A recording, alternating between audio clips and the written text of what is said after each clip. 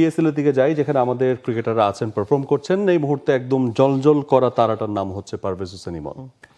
এবং সবচেয়ে বড় কথা হচ্ছে তার জন্য এই ম্যাচে, শেষ ম্যাচটায় রান করাটা খুব বেশি গুরুত্বপূর্ণ ছিল। প্রথম দুটো ম্যাচে তিনি 4 নম্বরে ব্যাটিং করেছেন, এক ম্যাচে 12 বলে 12 করেছেন, এক ম্যাচে 13 বলে 14 করেছেন। দুটা ম্যাচেই তিনি সেট হয়ে ভুল সময় আউট হয়েছেন। দুটা ম্যাচে তিনি যখন নেমেছেন তখন দল খানিকটা বিপদে ছিল, একটু ধরে খেলাটা তার দায়িত্ব ছিল।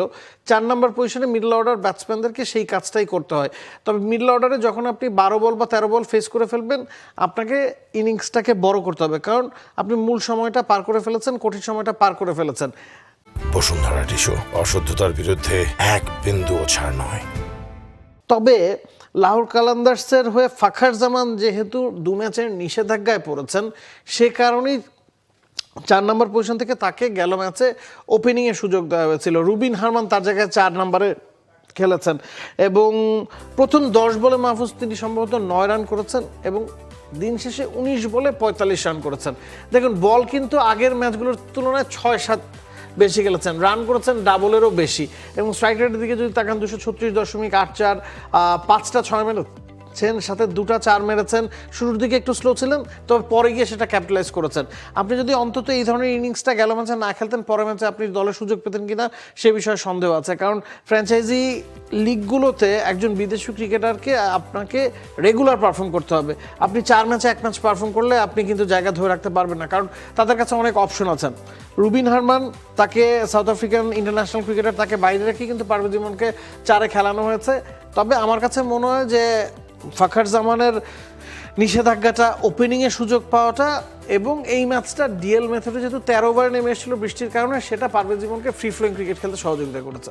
রাইট, এবং একটা জিনিস ইমনের জন্য খুবই পজিটিভ হয়েছে যে সিচুয়েশন বেসড আপনি খেলতে না পারলে বিদেশি লিগগুলোতে বিদেশি প্লেয়ারদেরকে আসলে যে কারণে নেওয়া হয় কনসিস্টেন্স পারফরম্যান্স, কারি টাকা খরচ করে। সো সেই জায়গাতে আউটকামটা তো থাকতে হবে।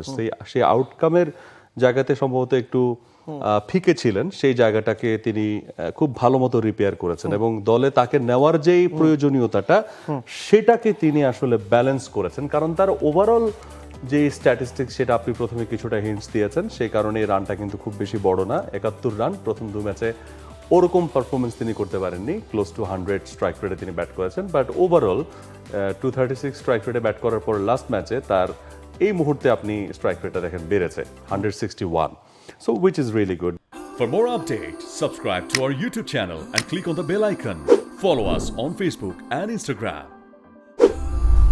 Download T-Sports app to enjoy exciting games and highlights. Visit tsports.com.